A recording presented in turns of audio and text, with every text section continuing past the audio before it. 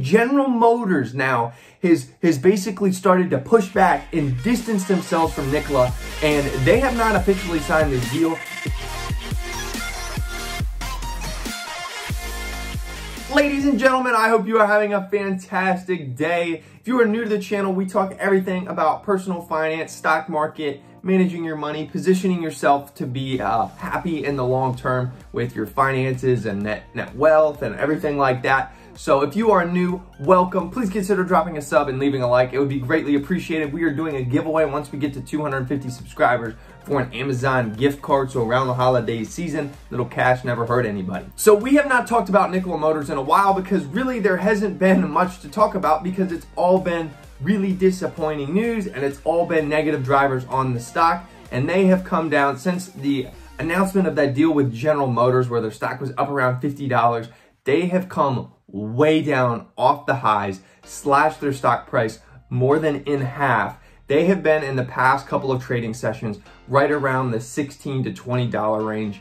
I mean, it's ugly. I am to be frank, I am glad that I got out when I did. I took a very small loss on my overall shares because I got in before they even went reverse merger basically and were listed on the NASDAQ. So luckily my loss was not bad. And I am super glad that I got out because as time goes on, the news gets uglier and uglier. So on top of the Hindenburg research report and essentially all these allegations, and the biggest one that sticks out is rolling a truck down the hill and, you know, really manipulating investors into thinking that they had this technology that was working when in fact it wasn't. It was just a truck that potentially had the capability to run, but obviously it didn't because they just sent it rolling down a hill and said it was in motion. So, you know, that's the first piece of thing that came out that really sent the stock on a downward spiral. Then you have Trevor Milton resign and everybody, you know, Trevor Milton was the guy who was, you know, kind of trying to be the next Elon Musk. He was active on Twitter, trying to get a fan base and cult following around Nikola Motors. He steps down. Let's be real, he stepped down, but he was really pushed out. I'm sure that, you know, people from GM and then other, you know, people on the board at Nikola are like, dude, you need to get out of here. You are more of a nuisance and negative PR than anything because you are overpromising and you are not articulating the accurate picture of what is going on here. So you have that sends the stock lower. Then, you know, a few days after that, not General Motors, BP comes out and says, see ya, we're not gonna agree to do this hydrogen deal that we had originally with you guys. We're backing out of this deal. That sends the stock even lower.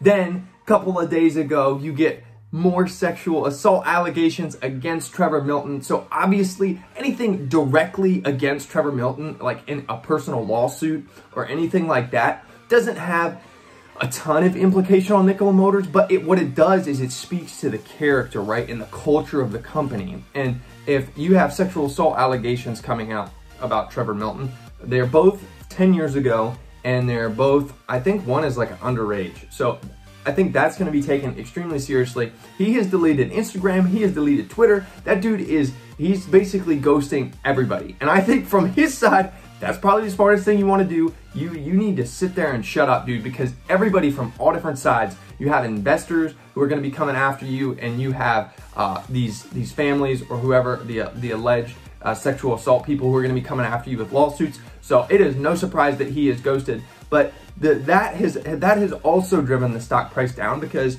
you know, as these allegations, it definitely speaks to the culture at Nikola. So these things continue to come out that are speaking to the culture at Nikola and why it does not seem like a very transparent, great place to work or really invest at this point. And now, really the nail in the coffin, I think, if they lose the General Motors partnership or deal, it's done. I mean, I don't see how they can really come back from this because all their cred, street cred, if you will, is being diminished quickly.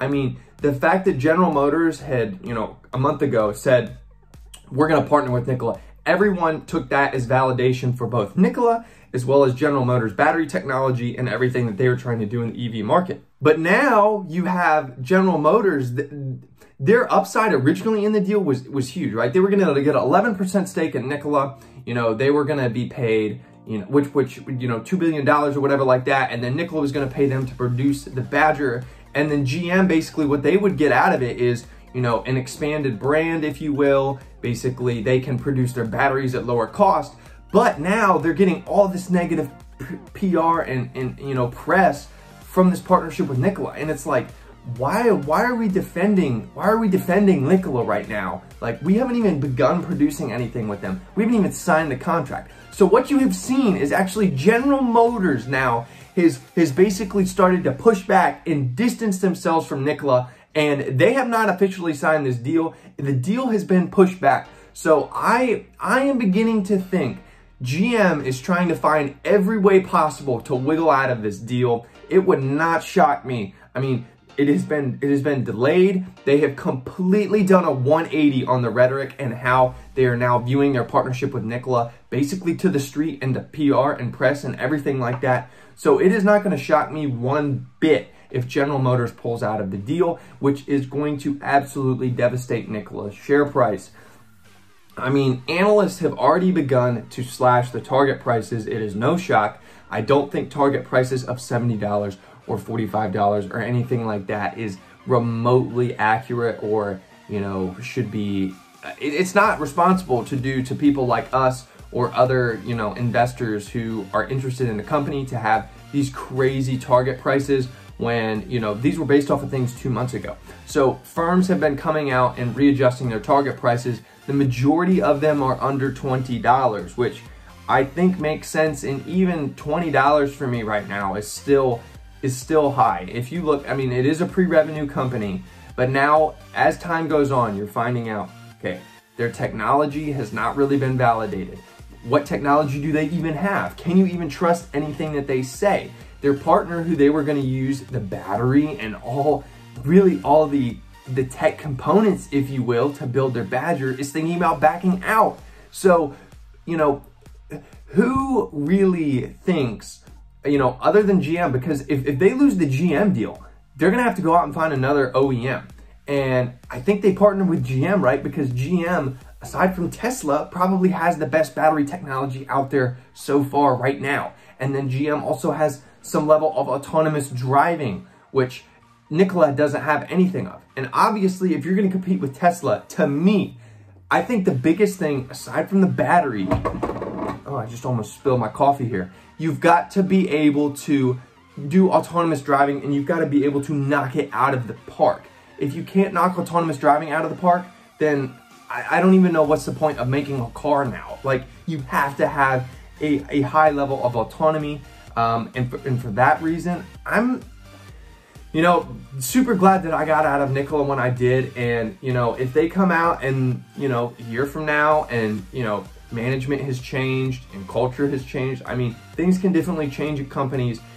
Your culture and everything is really set from the leadership down. So with, you know, getting out of and rid of Trevor Milton is big for, I think, for that culture thing, but you still have people there who are probably very loyal to Trevor.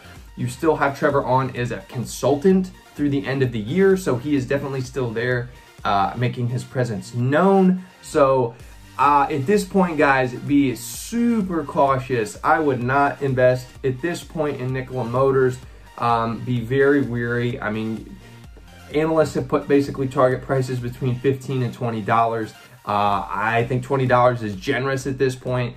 And yeah, just think about where you're investing your money. In the market in general, I think we're going to have some pullback here in the next couple of weeks, further to where you can get some more nice deals in quality stocks that are not pre-revenue. So, you know, think big tech that's down right now still off their all-time highs and probably have some more room to fall here in the next couple of weeks.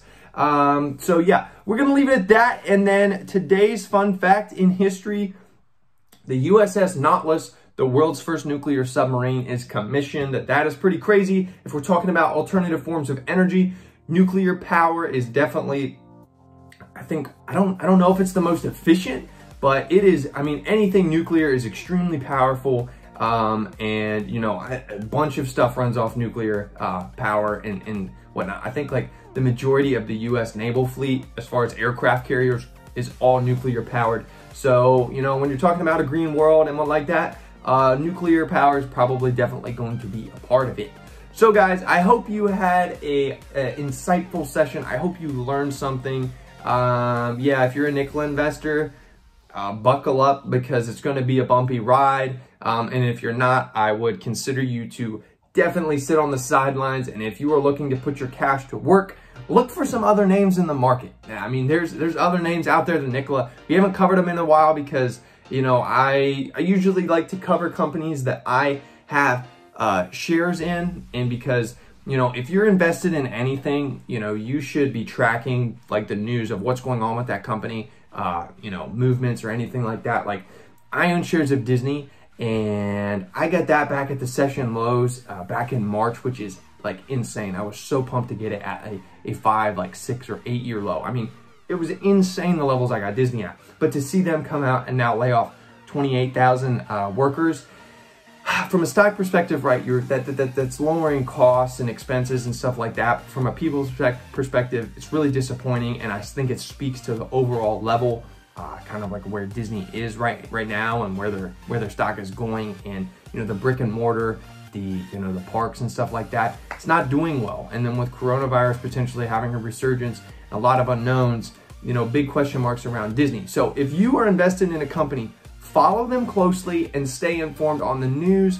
Definitely have a plan for stock upside. When do you want to get out? What are your levels for getting out? And then stock downside. What are your levels for wanting to get out? And stick to that plan. Have those things preset, you know, before any news hits, and you know, stick to that plan. Like, my plan right now is to buy Google at $1,400, and I'm sticking to that. I'm not, you know, because I see a few days in the green, and now it's at like, you know, 1450, you know, even close to 1500.